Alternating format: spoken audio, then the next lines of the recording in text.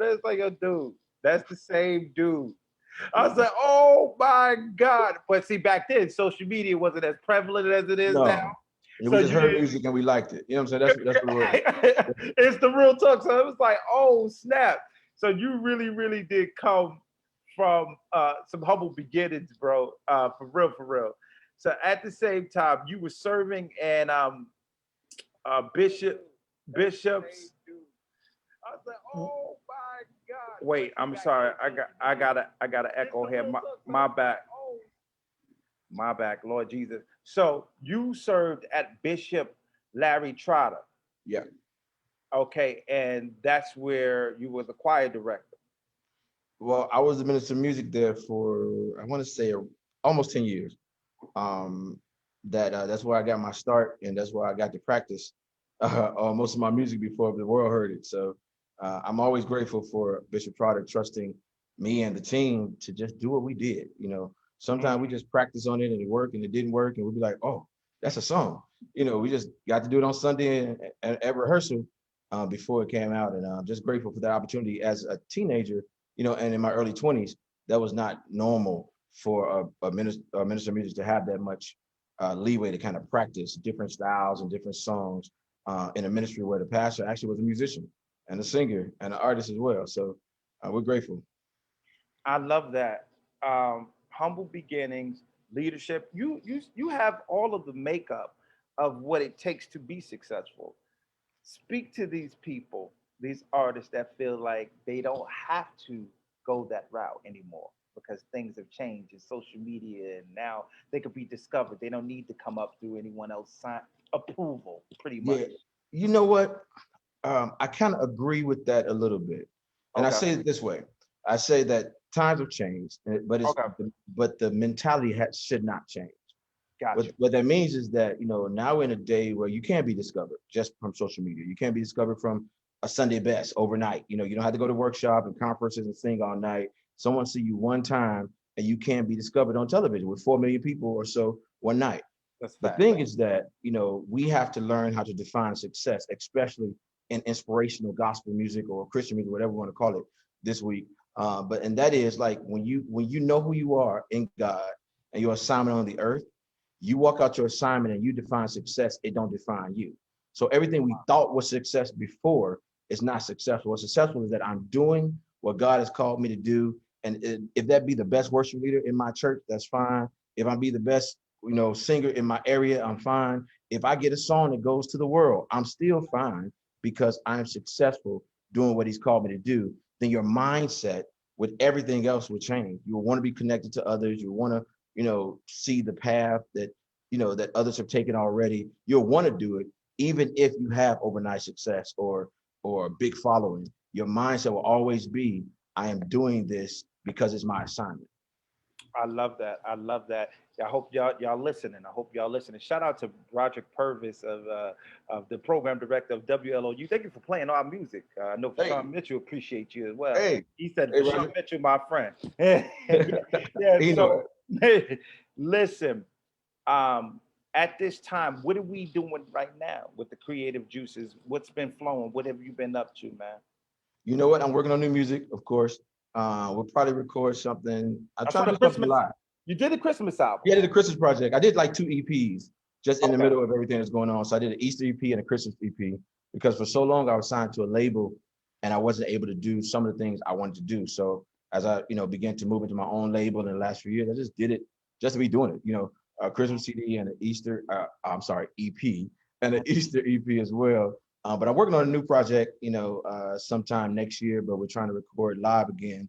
So I'm looking at October or so to see what God says. We're trying to finalize on the city. I did a little poll, so it's between LA and DC, but we'll see. But it's a fresh sound, working with a new team a little bit. Just Okay. kind of it's definitely staying true to my style and my creativity, but Right. evolving as music evolves as well. So I think it's going to be something that people are ready for to hear from me coming next. I love that. Evolving. Never cease to evolve. I think it was Maroon 5 or one of those groups Yeah. won a Grammy after and it was in the category of new artists. And one of the uh, people interviewed him and asked him, Do you feel a little insulted because you've been doing this for X amount of years? And I think the leader said, "Listen, I don't feel insulted. I don't feel no way about it." He said, "I always want to be. I kind of like the new artist thing because that means I didn't cease to evolve." Yeah. And that's the encouragement even for the artists that's coming up. Right. Because every time we put out something, we become a new artist. People don't realize that. No matter Right. how long you've been in the industry, every time you put out something, you're starting from the start again. It's true. And It's that's true. the mindset that I try to keep because you can't always expect you're already gonna go play me because I'm Vashawn. No, no, no, no, no. It's a whole bunch of people trying to get played. It's a matter of just starting out with the mindset that I am a new artist. I'm putting out something fresh again, and I pray that it has the grace that something else had on it, pretty much. I love that. I love that, and that says a lot within itself, right there. Um, Being, because you got people that are fans of your old work and they want you to stay the same. You know what I'm saying? Yeah, So you got to show them. Listen, there's more sides to me than what you know. You know what I yeah. mean? You haven't even seen my best writing yet. So just give it Yeah, a minute. and as a person who I try to educate myself on a regular basis. So like I'm in school right now for music business, and I should graduate preferably in November. But some of the things I'm learning is all about the evolution of what I'm doing, and it's not that just because someone doesn't like a song doesn't mean they're not a fan. That's true. People become fans for certain reasons at certain times, and that they may purchase two projects or two songs and don't like 10. And that's the beauty of having streaming now. The beauty of having different playlists is that there's going to be something for everyone, but not for everybody. It's kind of weird. It's something for everyone, but not for everybody. So somebody may be blessed by nobody great, but somebody else like Turn Around, somebody else like Joy, somebody else like this or that. And Right. that's the part that keeps me going and keep evolving, because it's not about just keeping one crowd. It's about always getting someone else the sound of God. I love that, man. And to me, I'm trying to see how to say this carefully. How important you don't hit and miss. I'm gonna say that. That's the best way to say that. How important is it to make sure when you do come out with new music, it's always on? It's very important to me. And what I mean by on for me, because I don't look at past success to be the next success. Love it. I look at making sure that I created a body of work that was true to who I am and true to who God called me to be, but also true to the sound for that season. So I spend a little time, music is coming out quicker now than ever before. I still spend a little time, hearing the sound and just reading the word and watching the news and all that, because all that has to be a part of what I create and what God gives me to write about. So I'm glad that you said that, but I really try my best to release a sound that is not only for the season, but for seasons to come. One of my best prayers years ago, because I came from a different day. I'm a little older than most of them, but I came from like the Thomas Woodfields, the Andre Crouch, James Cleveland's, the Milton Brunsons, and all those, whatever. Mhm. And I watched them, on a regular basis in Chicago, and I asked God to allow me to write songs and present music and produce and sing that can live longer than I can. Because I look at all the names I name, we still call their songs. And we still That's sing them. the thing. Like every week, you're gonna hear Andre Crouch or you're gonna hear James Cleveland. It's like that. Facts. And I want that Facts. anointing. So that's Facts. my prayer. I love it. I love it. Man, Andre Couch, what would you say is your favorite song, man? I mean, he has so many. He's like the Andre GOAT. Crouch, Yeah, what would you say? through it all. Oh man. I've had tears of sorrow. Oh yeah, yeah, yeah, I've yeah. had questions for tomorrow. Oh, Yes. that's one of my favorites. So who is some of your, well, you just said some of your biggest influence, but if it was anybody you could say, I know we all had that artist, or whether it be secular or gospel, who's that artist you saying, yeah, I want to be like them. I'm gonna do something. I'm gonna do something like that. I I'm gotta gonna be be like Hezekiah Walker. really? I saw this man come Wow. on a cruise one day, right? Uh-huh. And for 45 minutes, all he sang was hits, and everybody in the room knew him. That's true. And I was like, I want that anointing. I like each song after song after song. That's true. Everybody was singing with him. And I That's said, I true. want that. So that's why it's about catalog for me. That I ain't trying to get the next number one. I'm trying to get a catalog that I can get up and just start and everybody sing with me. And that's what I want to do. That's important. And shout out to Bishop Walker. He's one of ours. New Oh York yeah. New Oh York. yeah. And he already knew it. I told Yeah. him he already know it. He already know Yeah. it. And I know all his songs too, because I grew up on them. But Wow, yeah, wow, wow. And that's funny because um just two totally different artists. So I yeah. would that's what shocked me. It was like, and I love that. I love that. Yeah, yeah, It's yeah. just watching others is that, I know there's some that I'm liking, I'm more closer and familiar with, but Right. as a songwriter and as a legacy maker, what I call it, is that if you can get up and people sing 80% of your catalog with you, then you're actually are doing what you're called to do, and you're birthing worshipers and praisers all around the world. So, I've always watched him, and I watch other artists as well, but you said I only choose one. He will be one of them that I've watched. Well, yeah, you could choose five, but it with that, but that, I mean, I could tell that was one of your biggest inspirations because he, Yeah. hit you. I mean, growing up here, of course, we heard him on the radio. It was Sunday morning. I'm going to church. My father playing the radio. That's all we heard was him, and and Donnie, and who's another one from our city. Loved them. I've sung at all of their churches. They're amazing guys, and Bishop, he has become like a father of the city Yeah. now. I mean, he always has have an open door policy, and that's one thing I've always appreciated about him, because him being who he is, he don't have to extend himself. And I don't know, well, I'm not gonna say it out on the live, but he extended his olive branch to a lot of us, Yeah. and I thought that was amazing because artists don't do that. How No. important is it? And you're one of them that do that. You know what I mean? Yeah. For those of you that's watching, I want to let you know Vashawn Mitchell is not stuck up. You know what I'm saying? Vashawn Mitchell is not a shady dude at all. And maybe he was to you. I don't know what you did to him. But, but, but this dude is a genuine brother. I mean, and he actually will hit you up, hit you back if you hit him. Um, how important is it?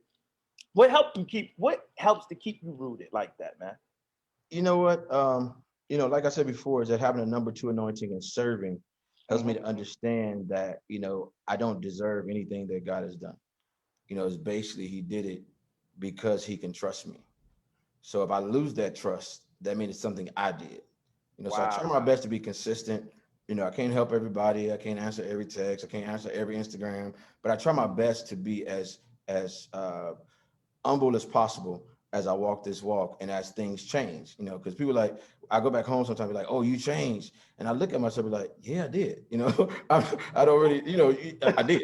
But I have to watch and manage the change so that it doesn't take over me. So, just even I think I heard Noel Jones say it before, a man is not remembered by what he's done, but the fruit he produced. So I try to always produce good fruit, even from working behind the scenes, with certain records that came out and did very well, even better than mine. It's just a matter of understanding and doing that with no motives. Even if someone is more successful than I am, I had no motives, understanding that it was my calling, my assignment to help continue the genre through whatever little influence or ear I had to do that. um, Big influence. This dude is impactful. Every time I turn around, and literally, there's a Vashawn Mitchell song. Staying relevant. How have you managed? I think we kind of tied it in with some of the other things you have said, but how have you managed to keep relevant and fresh, man? That's what we're talking about. Coming out, you don't sound like, oh, that don't sound like 2010. It sounds like now. Yeah, it's hard because people will try to make you do the same. And Correct. I had an interview years ago. One of the radio announcers asked me after Nobody Greater was good, I was getting ready for the next record. He said, "How you gonna top turn Nobody Greater dot?" Da, da, da. I was like, I can't. I just got to listen for the next. And that's what I do in order to stay relevant. I listen for the next. And sometimes, and I'm gonna say this, I hope I don't get in too much trouble. We have to come outside the box of church to hear what's next.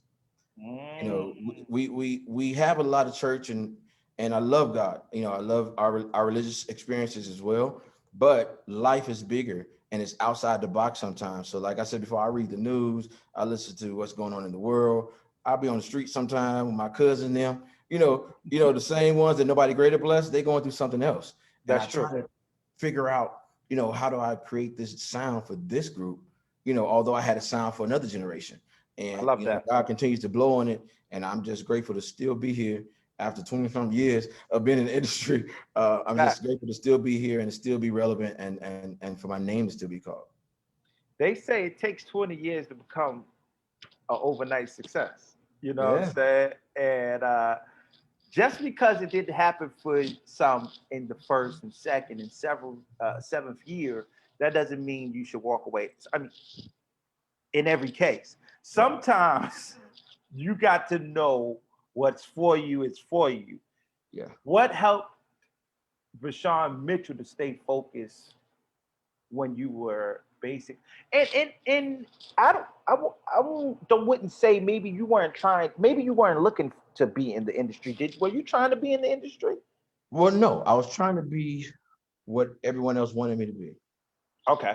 And that was the hardest part about trying to be in the industry because I didn't know who I was. So I spent a lot of years being a copy of a Ricky or a copy of this or that because I'm from Chicago. But I didn't find myself until I was about 30. And Wow. that's why the sound changed, That's real. because life changed and my experiences changed. But I remember I was a seat filler at the Stella Awards. And that's when you wear all black and you sit in somebody's seat till they come back. And I was in Richard Smallwood's seat. And he didn't sing to the second half and he didn't come out till later. So I sat in the seat almost all night like it's almost mine. Wow. And almost to like the third to the last artist, he came back to the seat. I had to get up. That was the night I realized that I want my own seat. Love it. I left there and just started working on my craft and just, connecting with the right people. Back then it was a little different. We was able to go to conferences and people to experience who we are and to share from each other and learn about publishing. It was a little different than like everyone being online, but I worked for it. I didn't just go hang out at the conference. I went to class for it, Right. and I came back the next year different. I still didn't have my own seat yet, but I came back different. We was working on the seat. We was working working on the seat. And then years later, I look out one day and it actually hit me when I was on the stage, getting ready for sound check. And I saw my face, a cardboard cut out of my face on a chair. Wow. I was like, I got my own seat. It just hit me like I remember when I didn't, and that's what keeps me going. Always understanding that I started as a seat filler. I was going to write a book about it because people don't realize that says a whole lot in itself, the seat filler. But a lot of us who are seat fillers right now, you're just filling the seat until you understand your purpose, walking your calling, go where you're assigned to go before God put your face on your own seat. So you're just filling one. Yo, this is blessing me tremendously. And I know it's blessing some of you. I see the comments. Shout out to all of you guys tuning in. Like and share and let everybody know Vashawn Mitchell is here. Man, what you said was so vital on so many different levels. Because people need to hear more of that. They don't know that. I mean, they thought you came out the womb singing Nobody Was Great and straight to the pop charts. Before we was, before we ever seen a billboard, there was some struggling. There was some doubting. There was some people that said you wasn't good enough, I'm sure. I mean, I'm quite sure we all been through that. Yeah. Speak to that and why didn't you succumb to that? Why didn't you let that discourage you? If somebody tried to down you at some point? Well, like I said before, when you know who you are in God and your assignment on the earth, you walk out your assignment and you define success, it don't define you. So even when the no's come, you're still successful. Even when the doors close, you're still successful because you know for a fact that you're doing what God has called you to do. I said before is that for so long, I was a copy of something else. And those doors were different. I felt it differently when people said no, because I didn't know who I was in the first place. Right. But the day that I realized my assignment, the day I realized that my lane is not gonna be like nobody else's. I say it this way: when you stay in your lane, you avoid accidents. I'm not trying to sing with all the runs because I ain't got them. I ain't trying to hit all the high notes because I ain't got them either. I'm just trying to be the best me that God has called me to be so that I can impact the world with his sound. And in that is my main guiding fire to where sometimes you're going to have ups, sometimes you're going to have downs, sometimes you're going to have success on the chart, sometimes you're not, but it's up to you to keep going because your assignment don't stop at a chart. Your assignment don't stop at a gig. It's up to keep going, in order to keep evolving and keep becoming because you know who you are. And that is the best thing I could ever say is that when the no's come and the doors close and the contracts are crazy and you got to go through that, you will understand is that I am still walking in my assignment. You made me laugh when you said the contracts are crazy because you jump out of church into the industry. You got to understand it's contracts. It's not just a Sunday morning. There's a contract attached to you. You want to take what from me? Yo, um, man, there's so many good points to touch on here, but I'm gonna go this way before I go that way. Um, we living in a sensitive time, so it's like everything you gotta watch what you say, how you say it. You don't want nobody to ever get offended in some kind of way. But it's just you just got to be real with yourself and real with where you at. There's an industry side. Yeah. There's ministry and there's industry. People think because they can sing sometimes, and because they can write or play that's supposed to equal success. How can we speak to those people to let them know that there's work that got to be done, some groundwork, some behind the scene work? Yeah, it's important to just, to study all about what you want to do, Okay. because it's some of the greatest singers, some of the greatest songwriters may never get a contract, but if they study and learn, and this is what they really want, then they'll know how to get it and how to maneuver it once they do get it. The worst problem I see in the industry now, especially for gospel singers and things of that sort, is that getting contracts, not having attorneys, signing whatever, and then end up frustrated, and you end up connecting your ministry with the industry, which should never be connected in the first place. You should never allow the industry to confuse your ministry. We've all been there before, but your ministry is what you're called to do. The industry is just a vehicle to get your message out bigger. You can't let the vehicle run over your message. And that's what people get lost at, because, oh, they got a contract. I ain't doing this. I'm not going there. They got 50%. We get so caught up in that, we forget that that's just a vehicle. If I would have did what I was supposed to do the first time, they wouldn't have 50%, but they got it now because you signed it. So keep Right. the vehicle running. You know what I'm saying? It's we get caught up in that a lot, and it kind of bothers me because we shouldn't. Because realistically, I don't think too many people are done wrong as they say by the industry. They're done wrong because of the lack of knowledge. And our Wow. Bible tells us that people perish for the lack A of lack of knowledge. knowledge. Yeah, so if we don't know it, then we need to get attorneys who are industry entertainment attorneys to negotiate it for us. And most of the time, we end up signing it anyway, and even if the attorney tells us not to, and then we mad 5 years later because now we know what it really means, and we're not so excited to have a deal no more. So I just think that as you maneuver from being a local musician and singer, and you want to be in the industry, know what you want to be in, because this car is running fast. It's not a slow car. The car gonna run. If you're gonna have to jump in, you can't just open the door. It's running fast because the industry is based on several principles, and one of those is money. At Well, the end of well, you heard it here first. I didn't say it, Vashawn said it. And well, I kind of made him say it. But the point is, this industry is ran off of money, right? That's the business side of it. Yes, we love your anointing. Yes, we appreciate what you bring to the table. Yes, your song is a blessing to the body of Christ and all of that good stuff. But at the end of the day, if it doesn't make dollars, it doesn't make sense. you don't have to have an industry or a deal to be anointed. You're gonna stay anointed. Don't. You don't have That's to have a it. deal to be a great singer. You're gonna stay a singer. It's a certain thing to where you got to know who you are to connect with a vehicle that is ran on principles. Most Mm. labels are not ran on religious concepts and precepts. So I want to kind of watch my words a little bit. They ran on principles. Is that we do this, we do that, we make money, or we lose out. So if you have to be strong enough in who you are and your assignment to connect with someone that only see you as a dollar sign or a loss. I That's it. love that. I love that. I love that. And back to what you said, knowing who you are, being who you are. We had Jason Nelson on last, and he said something that made me want to run around the block. Yeah. He said being an artist is not a purpose.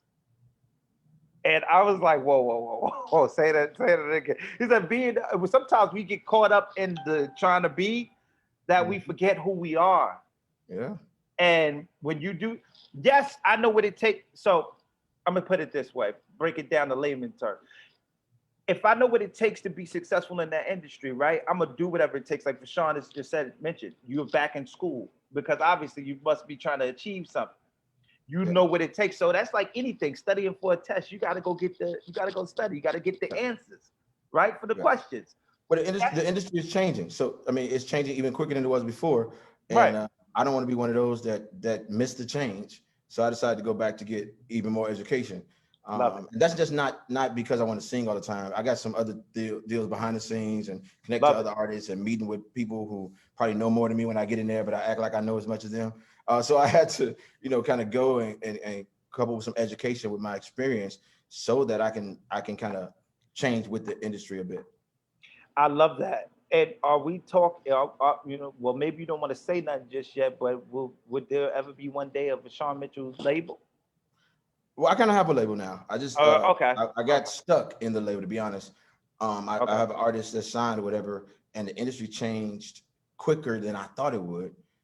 So now we're trying to figure out, how to brand her, how to pull the streams up, and how to get the views, and how to get people interested again. When it's so, it's like that. So I realized that I only can do so much off experience. Now Mhm. it's time to kind of, be more educated as well. So I don't want to sign another artist or or anything like that until I am well aware that I can help in their success and not their frustration. So And on behalf of other artists and independent artists, we thank you.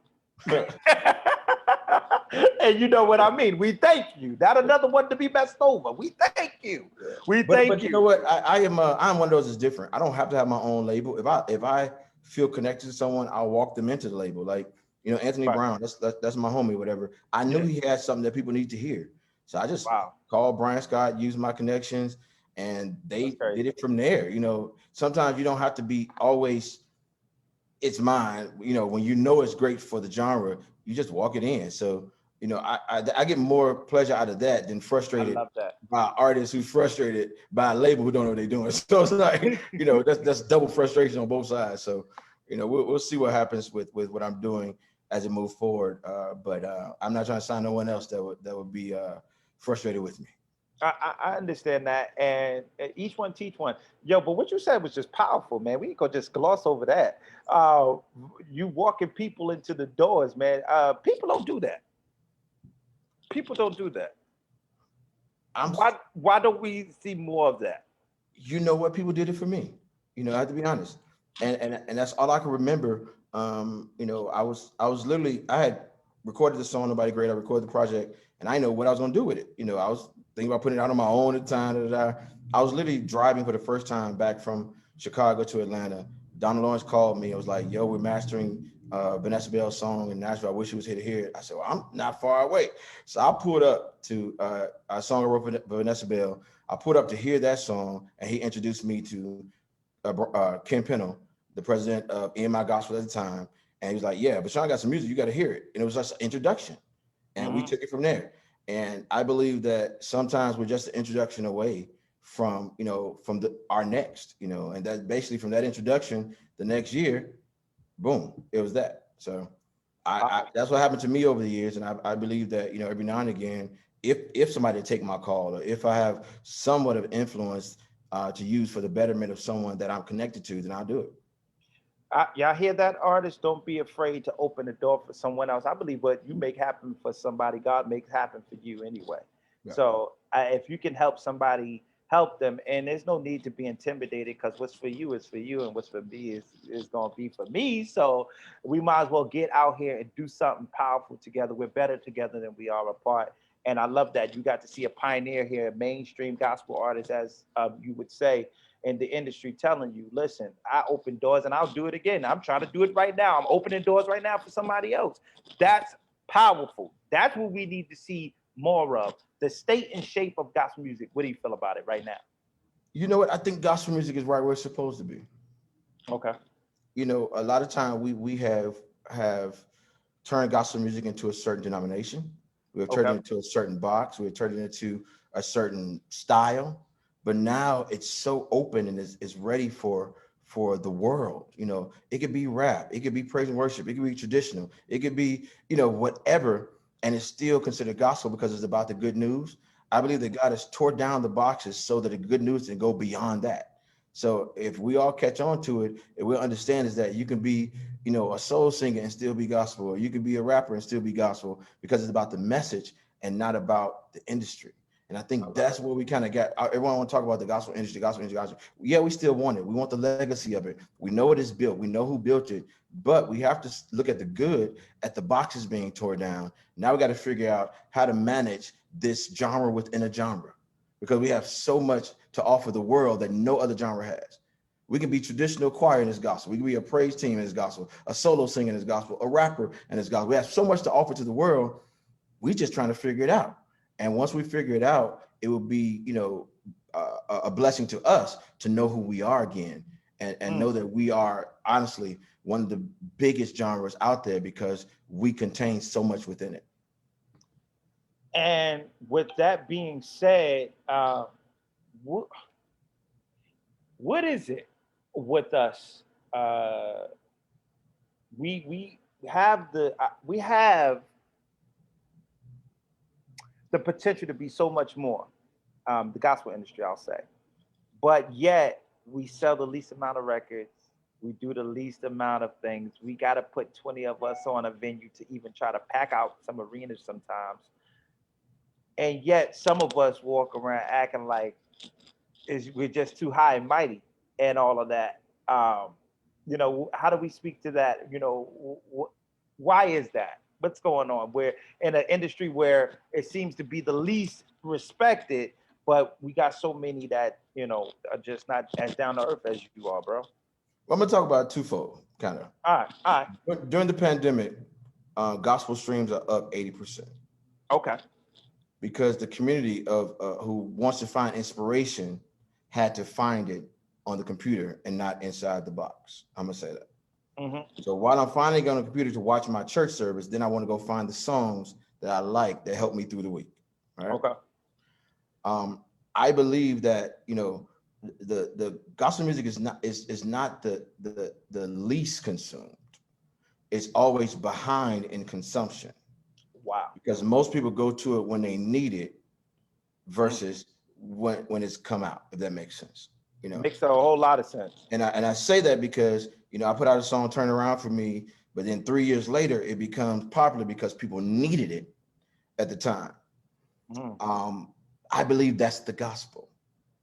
It's not necessarily tied to the sales and the consumption, but people consume this message when it's necessary. And it's certain things that we got to understand is that it's not going to be like hip hop and pop and all those. Is that gospel is a shared genre. Most country music listeners, they buy country music, but gospel listeners still buy Beyonce and they still stream everybody else. Nothing wrong with it. What I'm saying is that right. Then I need my gospel when I need it. So if I'm Beyonce Monday through Friday, but my Sunday is gospel, then the sales and streams are going to look the same way. Gotcha. You see what I'm saying? So I don't believe that there's an issue with consumption of gospel. And some people could say it could be better, it could be bigger, but if 5,000 people go to church on Sunday, right, those 5,000 people Monday through Friday got to go to work. Right. They're not listening to Jesus all week while they're going to work. They're listening to some gospel in the morning, some in the afternoon, maybe when they work out, whatever. But their life is still life. They got life experience. They still like the women's movement and all that. So music has always been a part of our culture and who we are. And it's not just one genre. I do believe that gospel has a little ways to go to catch up with the rest of the genres or some of the rest. But I don't believe that it's far behind as people say, because if we say we're the gospel and we're spreading the good news, then we cannot confuse the ministry versus the industry. The ministry part of that is that people consume the good news when they need it. And that's all. No, I never looked at it that way. Yeah. But when you say it, it makes all the sense in the doggone world. Yeah. Look at what happened when the situation happened with the George Floyd. Who did they call on? Bishop Walker to sing Every Praise. When that storm happened, and that young man, that's how the song went viral and went platinum, because this young man was singing it. You know what I'm talking about, that situation where it was a storm, a tornado. I forgot what city or town that was. I remember that news clip. Yeah. And I can't remember what city, but yeah. Yeah, and that speaks just to that. Like, we pick up gospel, and that's how we do God. We come to him. I didn't say it, you did. I didn't say it, you did. But it's the truth. That's how we do God. Yeah. We come to him when we need him, and I'm gonna be honest. But where we're headed to, though, with the different movements of people who are embracing this Mhm. inspirational sound is don't have to always be the same way. That we're moving to a place to where this sound will be a part of people's everyday lives. And Mhm. that's what we want, is that it to be an everyday experience. And it's going there. Mhm. We look at, what's happened with Kanye and the Sunday Service Choir and, some other movements that have been going on, Maverick City and all those. It's bringing people together who wouldn't normally come to your musical or your church, but that are embracing and enjoying this experience of God and his sound. Now, let me And ask you about, not to cut you off, but I want to ask you about that since you brought it up. yeah, You as a gospel artist, you're in this industry just like myself. What did you feel about Kanye coming in and basically gaining all the attention over some of the people that have been grinding and doing it this year? From what well, the thing is that we have to look at it is the industry side of me, okay, and the ministry side too. But the industry side says that he didn't gain attention; he already had attention. The industry side of me says it only brings more attention to the genre. I correct. think once we start being individualized and want it for ourselves, we forget that there's ears that he can touch that we would not have touched. That's a You know, fact. there's bodies that will come out and get this experience that would not come to our musical or our recording or our Instagram page. There's millions of people who experienced God through some of the songs we grew up on. How excellent. And all these songs that we grew up on, now there's an ear that hears this sound that wouldn't normally hear it to experience God. So the ministry and the industry side sits on me and says, I'm not selfish enough to think that just because there's a bigger plan, there's a bigger name that can come in, or they took this from me. No. I am understanding that this industry is big enough for everyone, but there is an ear Hmm. that would not hear us unless it came through a certain vehicle. I So love I it. respect all vehicles. That's why some people like me, some people don't. Some people like this artist, some people don't, whatever. But there's a vehicle that someone likes. And if they're drawing people to Christ in any kind of way, we can't hate on that. Never. We shouldn't anyway. But you did have some disgruntled gospel artists about it, and I understood their plot with it, but I understand yours even the more. But there's going to always be a change of guards, though, no matter who it is. As we came up, and I realized that before, is that I was number one before, right? I'm not going Right. to always be number one. It's a whole new generation. There's going to be number one, and it's okay. It's always great that if I'm staying in my lane, I'm not disgruntled about who's number one. You see what I'm saying? Because Right. I think it's easier for me to say that because I've been there before. Right. But Right. Right. but if we understand it that way, it's like as things change, you're not going to always wear. As I get older, I can't always wear a size 32. That ain't gonna work. I can't put on 32 right now. That's how the world changes. Music changes, and consumers are Uh-huh. different. There's a lot of consumers now that receive in a different way that is different than how we came up. Like I came up in the church. My gospel was at church. Now people can go online and get gospel. Yeah. Yes. It's different. So that's why like the genre is just growing even bigger and the ear is growing bigger to not only open up, doors even for us, but to take our sound to the mainstream. Because one thing that kind of people didn't really talk about is that we have kind of muted most of our choirs for praise teams.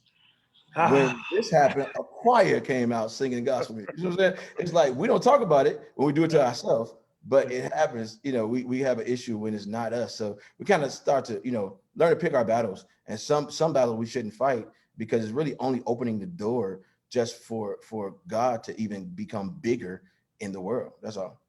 right. I agree with you. Just the business part got to be right. I'm not gonna speak on that because I don't know nothing about it. I'm gonna stay out of it. But people were saying stuff about it. But whatever the case may be, just make sure the business is right and all that. I'm with all of it. Bringing up other people's songs, just make sure everybody's getting their credit. Let's operate in integrity and whatever the case may be. With that being Well, said, you know what? I'm gonna touch it just because you said it. I was I trying don't to know get off of exactly, it. But go ahead. I don't know exactly what was said, but if I go back to my former statement, I know somebody personally good that's and I go back to my former statement. I'm gonna talk blanketly. I don't want to right. talk individually. Is Right. that like I said before? If most of us take care of our stuff when we're supposed to take care of it and do it right, then we don't have those issues dealing with the digital rights laws and how things have evolved and all that. We don't have those issues when they arise. It's easy because our paperwork is in place and what we've Amen. done is in place. So, like, some we can always say, and I don't know the situation. I'm just going Right. by. I'm encouraging artists and singers and songwriters and whoever to make sure that your copyrights are in place Right. and everything that's attached to it, what kind of copyright it is, you know, and what a copyright is, because some people think registering it is a copyright. Right. Understanding all that helps us from future situations. That's almost the whole reason for a copyright is to help Right. you from future situations. So And that's good you said that because I remember when I thought just registering it was like a copyright, and then I found out that that's not right. you That's just not a register it, copyright. that is yours. I can register the same thing, say it's mine. and I said I'm registered. It's then, mine. and then what did you register? Well, the lyric, what I'm saying? People don't really understand Yeah. that. We kind of caught up a little bit. And I can say too that it has not been taught well to our Hmm. community It to where hasn't. we think that we thought that you put 30 songs on the paper and this and that you're registered and And you now can mail you it to and now you yourself, Gucci. you can mail it to yourself and all that. I was told all this stuff too, and Yeah. I learned and I did better. Dr. Leonard Scott gave me the best advice. I had him on the show, and I said, "How in the world are you guys still standing after all of these years?" I said, "I did my research, and it said that you guys are the longest standing, black gospel label. How? How did that happen when everybody else fell apart?" And he said these simple words, and it blessed me, changed my life. He said, "Well, he said it's as simple as this. I wasn't afraid to have someone on my team that knew more than Yeah, me." yeah, Al said, "Whoa, you that is gotta have people in profound. your squad that are smarter than if you're the smartest one in the room, it's a problem.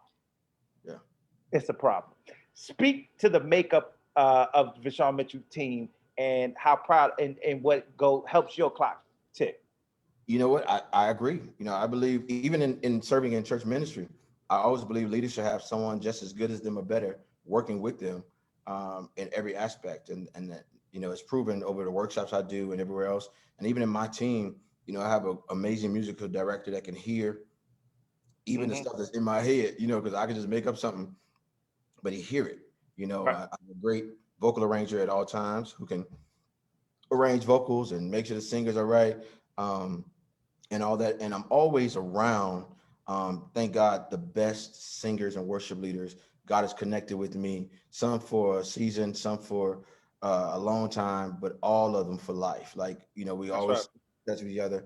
But my whole goal is that I can have a platform that can assist them in whatever they desire to do. So most of them have become their own, uh, you know, projects out. They become leaders on their own as well. And I appreciate them for lending their time with me and learning together as well. I have a great executive assistant who, kind of works with me hand in hand and challenges me on a regular basis. And just kind of, right now, just rebuilding the team, rebranding for where I'm going because the team has been great for where I've been. There's some additional necessities that need to be added to it for the next step. I love that. I love that. The importance of team building, man. If you want to go fast, you can go by yourself. But if you want to last long, you're going to need some help. And that is, there's no getting around that. Nobody, absolutely nobody makes it to the top by themselves. I mean, if somebody helped Michael Jackson be the greatest, Yeah. if it wasn't for Joe, it would be no Michael. I'm just talking about what I'm talking about. Too soon. Too soon. Every everybody needs a pusher. You know what I'm saying? And Vashawn told us who that pusher was, who that pusher was and is for him. If you've been watching the duration of this broadcast, what's you said what's next? Um, in the next 10, 15 years, how does Vashawn Mitchell see himself? You know what? Like other people see me now, you know, somewhat of a legacy maker who has laid a foundation, who has always been a bridge, and that his sound continues to be relevant even in a new day. And that's, and that doesn't mean me on stage. Just it means that those songs that God gave me 10 years ago, 20 years ago, someone can pull up in 10 to 15 years from now and it still had the same power that it had back then. So, um, I'm going to accomplish some more things. I've got some more to do in this world, but I think those are the things that I want to be, just to recognize in the next 15 years as well. I'm not ready to be honored yet, though. When you start honoring you, that means you're old. But I definitely believe that those are to come because of the foundation that has been laid over many years, and because of the servitude, God has always honored that within me. I love that. I love that, and that's powerful. You gotta see yourself in the future. But I love that. You One thing you said that's always powerful. Remind me of what Kevin Hart said. I don't get caught up on my successes of yesterday. You know what I mean? That's how you mess up. As you can start becoming complacent when you start saying, "Nah, we was number one already." You satisfied with that? You'll never be number one again. So I love that. And how do you keep that drive, man? Is it just the pure competition, competitive part of you, or this is just your DNA? This is how you made up. Well, the thing is that I made up different. I remember somebody said when you go to a party alone, you learn how to dance by yourself. Hmm. So I love a lot of people, but I don't compete with them. I think everyone is great in their own lane. I only Right. compete with myself. I love that. I love that. I'm my worst competitor, and Wow. that's the thing is that I'm not trying to run against you. I'm running against me, That's and, right. and that always trying to beat my last race. That's it. I love that. I love that. You ain't in competition with nobody but yourself. If I do better than I did last year, guess what? I have progressed. And not even better. A lot of people get better as in if I get more records sold. No. If I Right. do different, I'm still doing better. I If I love it. get another degree, I'm still doing better. I'm always competing against me. I woke up one day and was like, Vashawn, you did all this, but you never finished your degree. I was like, Mm, I'm gonna get it. Now I know what I want to get it for. It makes more sense now. right. It's just I just compete against me. And it's not always to accomplish nothing bigger, but it's always sometimes it's to do something different or something you left undone before and to pick it up again. That's the most important part about this competition. I love that. TD Jakes put it like this. He said the importance of finishing. Yeah.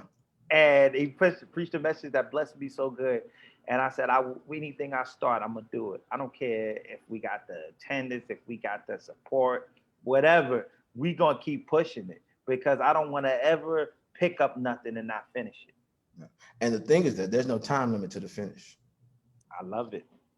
That's The Bible it. says not given to the swift nor the strong, but to he Yeah. that endures. And the thing is that we have to understand we want to put time limits on finishing, and that's Hmm. what allows a lot of us to give up when Hmm. really it's just about the finish.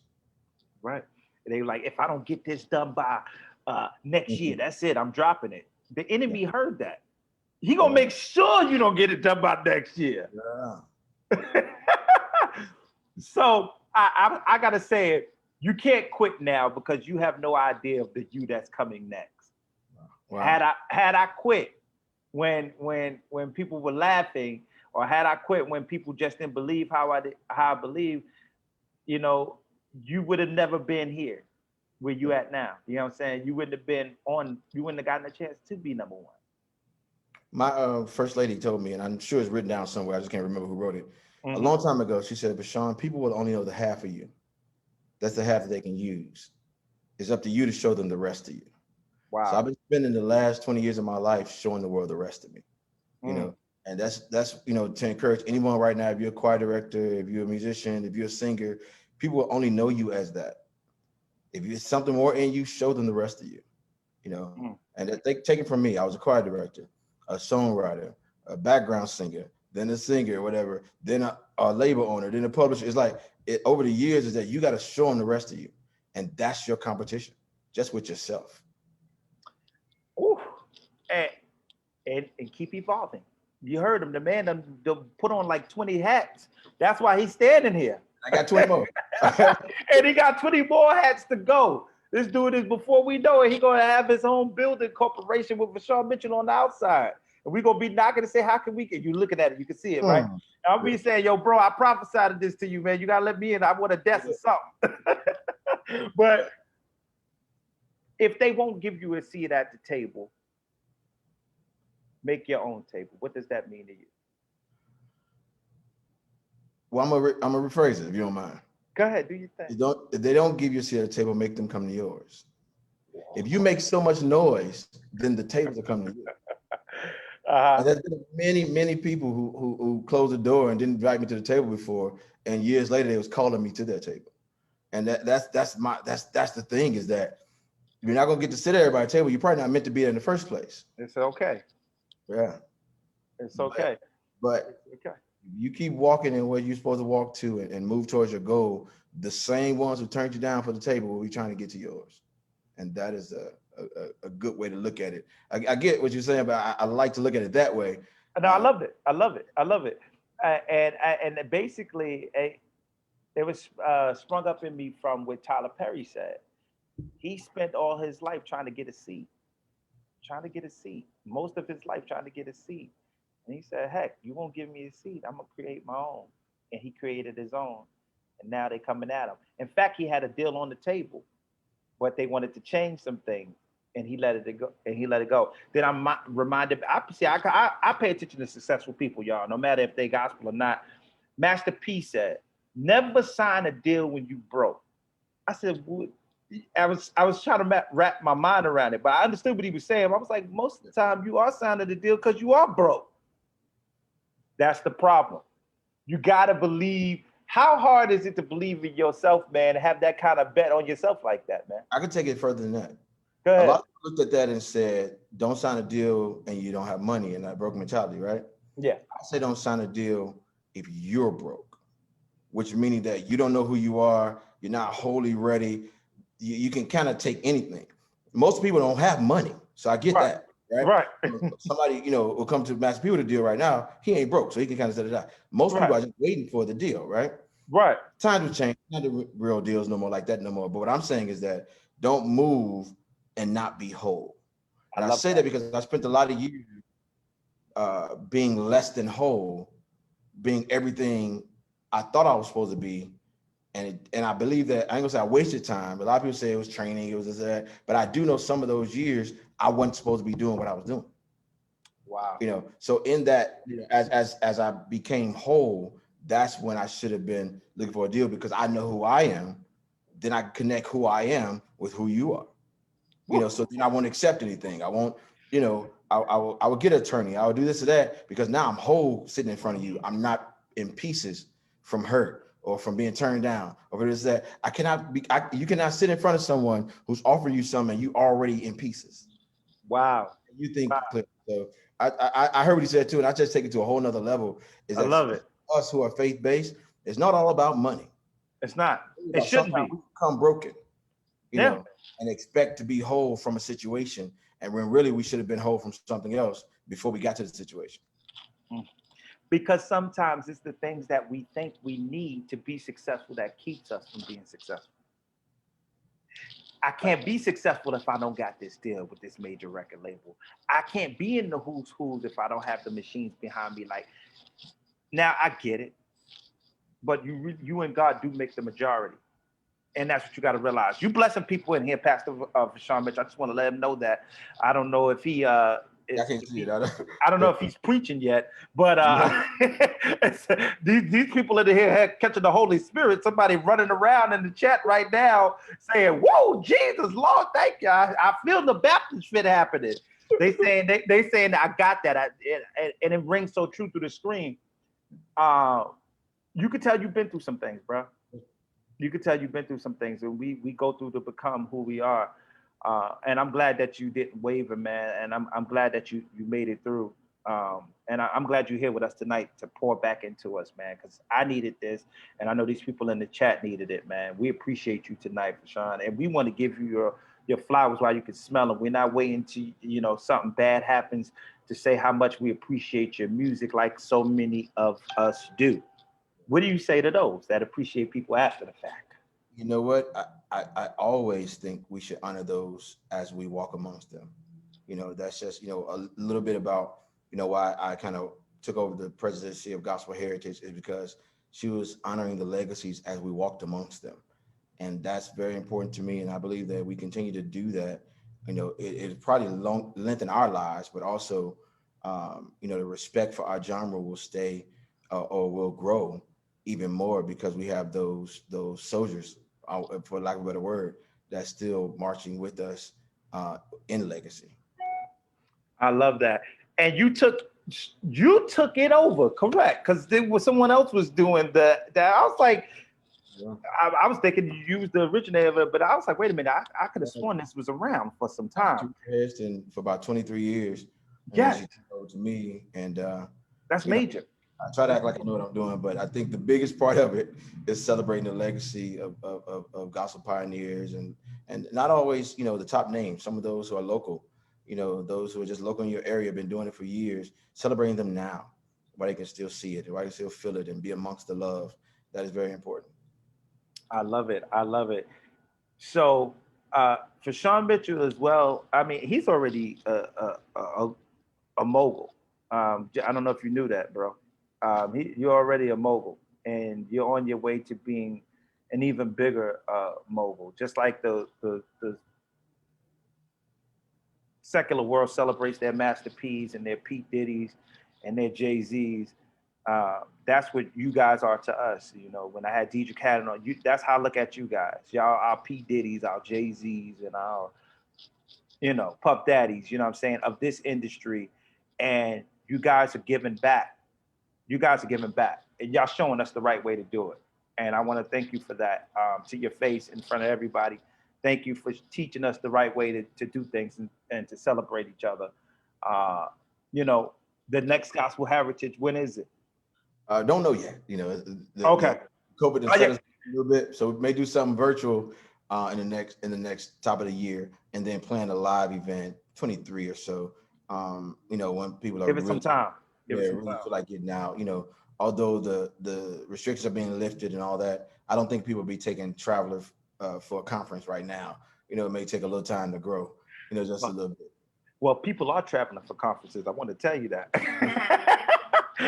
You not doing it. You said I ain't doing it. I don't care what they doing. I ain't doing it. So I guess we know your take on what it is they're putting on live concerts right now. No, I no, guess, I'm going to live concerts. It's a little uh, different than a conference. Is a little different. You have to actually be involved and be around hundreds of people. And I just don't. okay. So I just want to kind of wait it out just a little bit more as more people get vaccinated. Understanding that there's been a lot of things going on. Some people getting one shot, not the second one, and things are evolving. It's just kind of. I think about another 6 to 9 months, we'll kind of be at a place to where we can start planning for the next phase of gospel heritage and when we want to pull people together in that magnitude as it goes. Do you believe in the vaccination? I do. Okay. I Okay. do.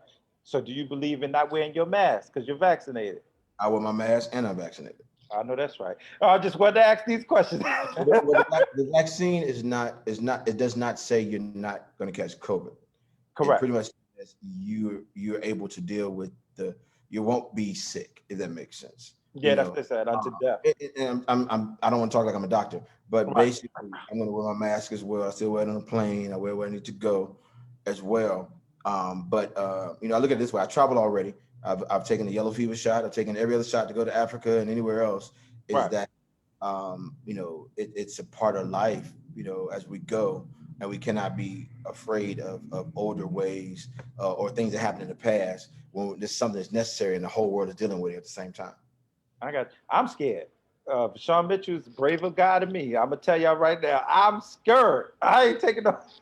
I'm gonna have to be forced. That's what I said. I'm gonna have to be forced. I'm gonna keep my mask on. I'm keeping my mask on though, and we are doing a live event in Cincinnati, and I'm gonna have my mask on. I don't care if it's outside or not. I'm gonna have my mask right on. But that's just me. But you do what you do, and I do what I do over here. But I may take it. I don't know.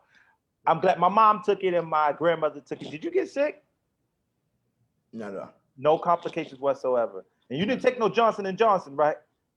there's still no complications. There's only 3 women. There's Oh only, my God. Well, that was only 3 women. I thought it was I several. think that's seven. Several. Yeah, a few, but it's only women who experience that for a certain reason. Oh God. Well, he took it already. But He's it's good. not a vaccine conversation. Yeah, all But right. We're not making a I, vaccine conversation, I guys. encourage you to check out some more of the questions and answers about it, though, as you are a traveler and as you're going to be going around the world and introduce to different strands, whatever. You may want to consider just getting one or two in your arm, just to kind of continue to spread the gospel in the way you do. But this is not a vaccine conversation. I'm just throwing it out there in the most humble way as I can. That's all. Okay. We love you for sure. Now it's time to get him out of here. He trying to get me to take him back to these. Oh no. Oh no. Nah, we love you. I've been thinking hard about it, bro. I don't know what it is. I can't get it out of my head. That's what it is. I think once I get out of my head, maybe my mom took it, my grandmother took it. I'm glad my grandmom took it, even though I told her, you don't go nowhere. Why are you taking a shot for? Stay in the house. Like, you don't go anywhere. But she said, I want to be safe. I said, well, okay, you go ahead. And her and my mom had no complications whatsoever. They took Moderna. And those of you that y'all let me know. Did y'all get sick or whatever? Because some people have been hitting me up saying that they got sick during the second one. But anyway, um, bro, tonight has been uplifting, encouraging, motivational, inspiring. I mean, all of these different things. Oh, yeah, appreciate you. All of these different things, man.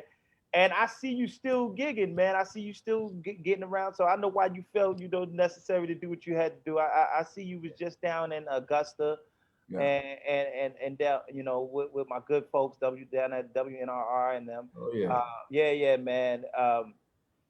We gonna keep you in prayer, man. And like I said, we're gonna keep your flowers going over here, man. You are the man. For real, for real. I'm a fan. I'm a supporter of yours, and I could go on and on about your music. I gotta ask you a couple. We're gonna do like two things, and you out of here. I bet. All right, let's do this. Let's see which one I want to do first. Uh-oh. Oh, let's do this first. Which one was the top song of yours and why? What's your favorite? My favorite top song? Yeah. God. My Worship Is For Real. A lot of people don't even know I wrote it, but it was like my personal testimony song that I never knew to hit the charts or whatever. It's one of those songs that you write because of what you're going through. And, when I started hearing on the radio and other people singing it and just to see the life it has today, because that was like, oh my God, 1999 or 98. But even to this day, I could walk in a place or turn online and someone is singing it. It was really an amazing feeling to understand that this is my personal testimony that reached the world in their heart. I love it. I love it. That's one of my favorites too. But it's a toss up between it's turning around and